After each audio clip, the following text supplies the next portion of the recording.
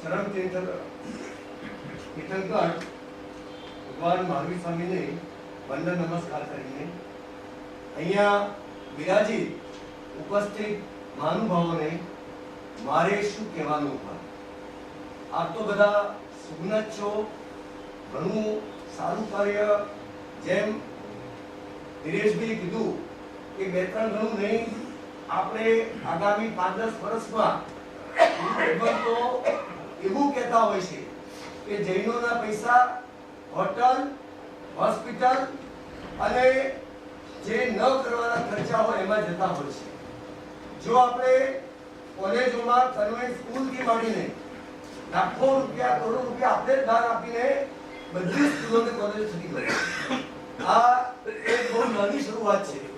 જ્યારે સક્ષમ વ્યક્તિ જે શિક્ષણના કાર્ય લઈને બેઠી છે એમને હું એટલું જ કહીશ કે 50, 100, 500, 1000 કરોડ બી હશે તો જેમ સમાજમાં માગો એટલું ભરે જ છે, એમાં કોઈ કામ શાસન દેવીની કૃપાથી બાકી રહેતું જ નથી.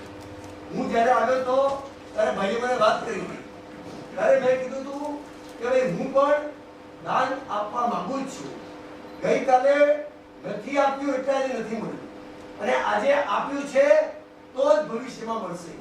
આજે વ્યક્તિ 1979 ની વાત શરૂ કરું, 90% થી માંડીને આજે આપણામાંથી સર્વ કોઈ 30% કરચોરી કરનારા મોટા ભાગના હશે. છે એક વ્યક્તિ, બે વ્યક્તિ કે જે પૂરો ટેક્સ ભરતા હોય, ભલે આપણે જે કરીએ તે, જે ધંધાની જે રીત હોય તે, પણ જ્યારે આટલું બધું મેં બચાવ્યું છે, અને જો મારે મારા જગન્ય દાન દરેક વ્યક્તિએ 5%, મધ્યમ વ્યક્તિએ 15% અને ઉત્કૃષ્ટ વ્યક્તિએ 30% થી વધુ દાન આપવું જ જોઈએ. અને એ વધારે મેળવવા માટે નહીં, લાખો કરોડો મેળવવા માટે નહીં. આ ધન જ પાપ છે, આ ધન કમાતા પાપ છે, ધન રાખતા પાપ છે, ધન વાપરતા પાપ છે. એને ભૂલું માનીને આચાર્ય ભગવાન શાંતિલાલજી મહારાજ સાહેબ કહેતા હતા કે જે દાન આપે એ દાન સર્વશ્રેષ્ઠ છે. આજે દાન માટે શું કહો? આપ બધા સુજ્ઞ છો. વોરન બફેટે એમ કીધું કે મારા દીકરાને મારે આથી વધારે નથી આપવું. બિલ ગેટ ફાઉન્ડેશનમાં મારું બધું જ આપી દઉં છું, માત્ર કઈ વાત આવી તો ખાલી હાથે આવ્યા છે, ખાલી હાથે જવાના છે. જો આપણી પાસે છે તો આપણે આપી દઈએ. આપી દઈએ એટલું બધું કે કોઈને કઈ માગવું ના પડે નહીં. એનાથી અનેક ઘણું કાર્ય ગામે ગામમાં સ્થાનક પાસે સમાજનો એક દીકરો, એક દીકરી પણ ભણ્યા વિના બાકી ન રહે.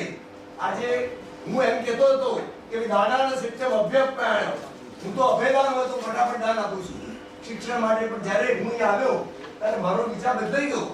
ના, જેમ ભૂખ્યા પેટે ભોજન ના થાય, ભોજન વગરના ભજન ના થાય, તો આ શિક્ષણ વિના એ વ્યક્તિ ભગવાનનું નામ કેવી રીતે લેશે? એ ભગવાનનું નામ લેવા માટે વસુદેવ કુટુંબકમની આપણે ભાવના ભાવી છે. પૂરી વસુધા મારા કુટુંબ છે. તો શું આપણા દીકરા દીકરીઓ, શું આપણા કુટુંબ પરિવાર નથી? આપણે બધા જોડે અનંત સંબંધ બાંધ્યા છે. મેં તો 94 માં જ ધન કમાવાના પછાણ કર્યા હતા.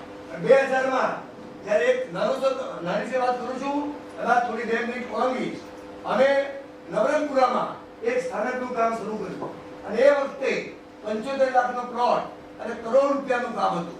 જે 1 કરોડનો કે 1.5 કરોડનો પ્રોજેક્ટ આજે તો 15 કરોડનો થાય.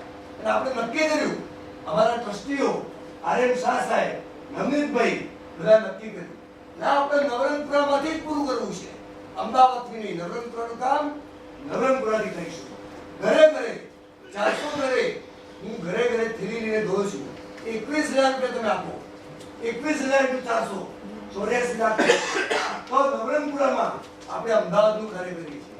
અમદાવાદના 7,000 ઘર અને સ્થાનકભાઈ સમજ આખો આપણે અહીંથી વધારે સમય નહીં લઉં, કારણ કે સમયની મર્યાદા જાળવવાની છે.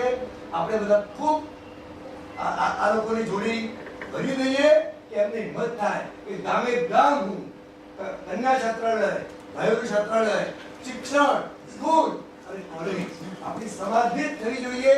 આટલું કહીને હું કઈ આપવાનો ભાવ નતો રાખતો, પણ અત્યારે હું 10 લાખ રૂપિયા આપવાની મારી નાની સેવા કરું છું.